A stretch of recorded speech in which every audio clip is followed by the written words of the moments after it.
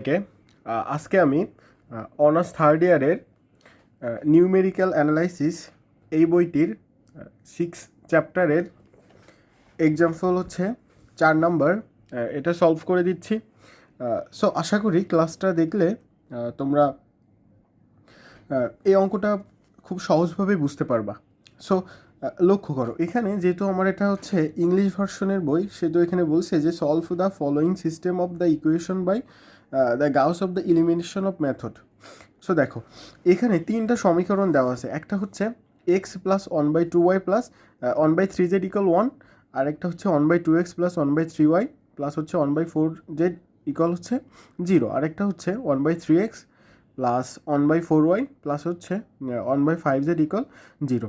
এখন এখান থেকে মূলত আমরা যে কাজটা করছি সেটা হচ্ছে এই সমীকরণ থেকে আমরা যে ইন্টারমিডিয়েট অথবা অনার্স ফার্স্ট ইয়ারে যে অঙ্কগুলো করছি ম্যাট্রিক্স এবং নির্ণায়ক থেকে, এক্স সমান বি এর সঙ্গে যদি আমি তুলনা করি, তাহলে এখানে এর যে মানটা হবে এইটা হচ্ছে চলক যা থাকবে, অর্থাৎ এখানে 3টা চলক এক্স, ওয়াই এবং জেড, এইটা বাদে যে মানগুলো থাকবে সেগুলো হচ্ছে এর মান। আর এক্সের মানটা হচ্ছে যে চলক আছে, যেগুলো চলক থাকবে 2টা 3টা যা থাকবে ওইটা হচ্ছে এক্সের মান। আর বি এর মানটা হচ্ছে জাস্ট এই সাইডে, মানে ইকুয়ালের এই সাইডে যে মানগুলো থাকবে এগুলো সব বি এর মান। তাহলে দেখো তো, জাস্ট এর সঙ্গে তুলনা করে আমরা কি পেয়েছি। এর মান এখানে 1, এখানে 1/2, এখানে 1/3, এটা হচ্ছে 1/2, এটা হচ্ছে 1/3, এটা হচ্ছে 1/4, আর এটা হচ্ছে 1/3, 1/4, আর হচ্ছে কি 1/5। আর এক্সের মান হচ্ছে XYZ, আর বির মান হচ্ছে 1 0 0, মানে এই সাইডে যে মানগুলো আছে জাস্ট সেই মানগুলো এখানে লিখছি। এখন এখানে প্রথম যে কাজটা করব সেটা হচ্ছে এর মানগুলো নিব, আর বির যে মানটা পেয়েছি এটা নিব।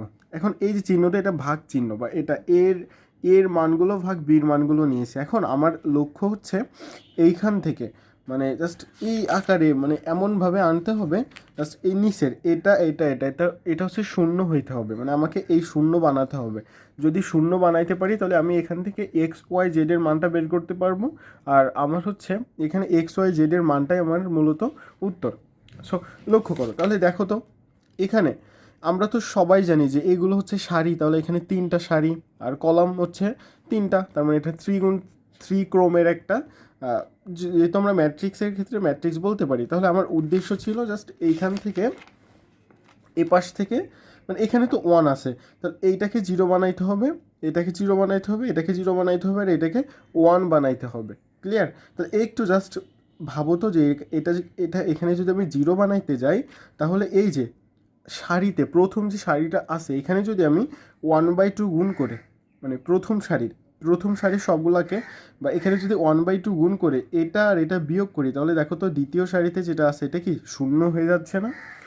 আমরা কিন্তু জাস্ট এইখানে এই কাজটাই করছি। দেখো এই যে 1, এখানে কি করছি, উপরে 1/2 গুণ করে ওর সঙ্গে বিয়োগ করে দিয়েছি। দেখো পাশে কিন্তু সাইড নোট দিয়েছি যে R2 মানে দ্বিতীয় সারি কোনটা, এটা। তাহলে প্রথম সারির সঙ্গে কি গুণ করছি, প্রথম সারিটা হচ্ছে দ্বিতীয় সারিটা, মানে এটা এটা এটা এখানে কত ছিল, 1/2 ছিল, এই 1/2 মাইনাস এই যে এর সঙ্গে হাফ গুণ করছি, গুণ করলে একই হয়ে যাচ্ছে, তাহলে এটা বিয়োগ করলে কি হয়ে যাচ্ছে, 0 হয়ে যাচ্ছে। তার পরেরটাই দেখো, পরেরটা হচ্ছে এই 1/2 এর সঙ্গে যদি আমি 1/2 গুণ করি তাহলে কত হয়, 1/4। তাহলে এখানে হচ্ছে 1/3 মাইনাস 1/4।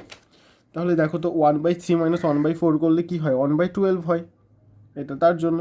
পরেরটা সেম অনুরূপভাবে এটাও বের করছি, এখানেও সেম অনুরূপভাবে এটাও বের করছি। তাহলে আমার আবার এইখানেও 0 বানাইতে হইতো, এই যে এটাও 0 বানাইতে হইতো। তাহলে এটাও যদি 0 বানাইতে যাই তাহলে কি করব, এই যে প্রথম সারি এখানে প্রত্যেকটা জায়গায়, মানে এখানে 1/3 গুণ করে এটা বিয়োগ করে দিব। মানে কি বুঝতে পেরেছ? এই যে এটাও কিন্তু সেম একই কাজ করেছে, যে R3 সমান 1/3 R3 মাইনাস 1/3 R1। তাহলে এটাও 0 হয়ে যায়, এটা 1/12 হয়ে যায়, এটা হচ্ছে 4/45 হয়ে যায়, এখানে মাইনাস 1/3 হয়ে যায়। এখন এখানে তো আমরা এই দুইটা 0 পেয়েছি, তাই না? এখন উদ্দেশ্য হচ্ছে কি এটাকে অন করতে হবে। তাহলে এখন দেখো তো, R2 যে সারিটা আছে এই সারিকে যদি আমি 1/2 দ্বারা ভাগ করি, অর্থাৎ 0কে যদি 1/2 দ্বারা ভাগ করা হয় তাহলে 0ই থেকে যাচ্ছে, এটা তো নো চেঞ্জ, মানে এটা যা আছে একই থেকে যাচ্ছে। আবার যদি 1/12কে ভাগ করি তাহলে এখানে 1 হয়ে যাচ্ছে, এখানে 1/12কে ভাগ করলে 1 হয়ে যাচ্ছে, এখানে -1/2 ভাগ হচ্ছে কি 1/12, এটা করলে কি -6 হয়ে যাচ্ছে।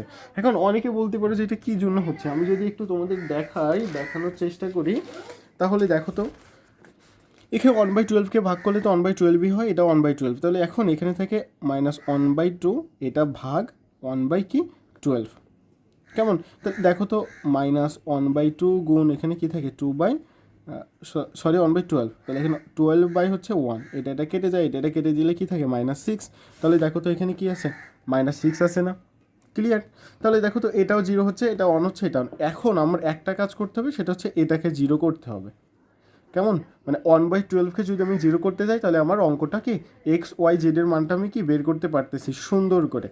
এখন এটাকে যদি 0 করতে যাই, একটু লক্ষ্য করো, যদি 0 এটাকে আমি 0 করি তাহলে কি হচ্ছে যে R3 যে মানটা আছে এটা, তাই না, এটার সঙ্গে এইটা মাইনাস, আমি যদি R2 এর সঙ্গে এখানে যদি 1/2 গুণ করে, মানে R2 এর যে সারিটা আছে, মানে এই যে সারিটাই যদি আমি 1/12 গুণ করে বিয়োগ করে দেয়, তাহলে এখানে 0-র সঙ্গে 1/12 গুণ করলে 0, তাহলে 0-র সঙ্গে 0 তো মাইনাস করলে 0ই থেকে যায়, তার জন্য এখানে 0। তাহলে এই 1-এর সঙ্গে যদি 1/12 গুণ করি তাহলে এখানে কি হচ্ছে 1/12, তাহলে 1/12 আর 1/12 বিয়োগ করলে কি হয়ে যাচ্ছে 0 হয়ে যাচ্ছে না? তারপরে হচ্ছে এই যে 1/1-এর সঙ্গে যদি 1/12 গুণ করি তাহলে 1/12, তাহলে এইটা মাইনাস এইটা, তার মানে 4/45, আর ওখানে 1/12, তার মানে এইরকম যে 4/45 মাইনাস 1/12 এটা, তাহলে এখানে হচ্ছে 180 বাই হচ্ছে 1 থাকে, এই যে তার জন্য কিন্তু এটা হয়েছে, আর এখানে থাকে 1/6। আশা করি তোমরা এটা বুঝতে পারছো। এখন দেখো আমার এখানে 0 0 0 1 আকারে চলে আসছে, তোমরা অন্য কোনো কিছু জাস্ট করবে না, এখান থেকে তোমাদের মেন উদ্দেশ্য থাকবে যে আমাকে এই সাইডে 3টাকে 0 বানাইতে হবে। তুমি যদি এই 3টাকে 0 বানাইতে চাও, মানে পারো, তাহলে এই অঙ্ক কিন্তু তুমি অতি সহজে সলভ করতে পারবা।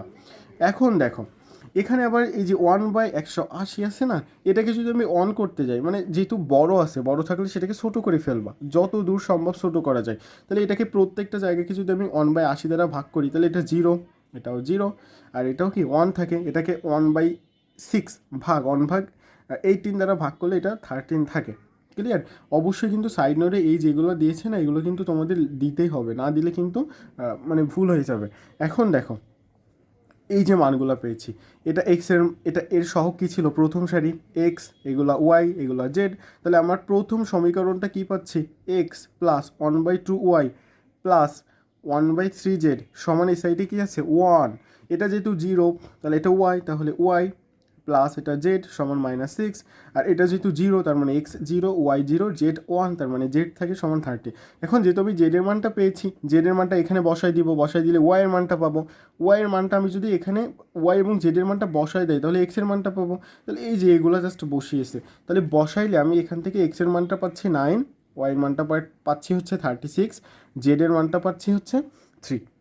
এটা কিন্তু জাস্ট এইভাবে তোমরা দেখো তো অতি সহজেই কিন্তু করতে পারবা, একেবারেই মানে সোজা।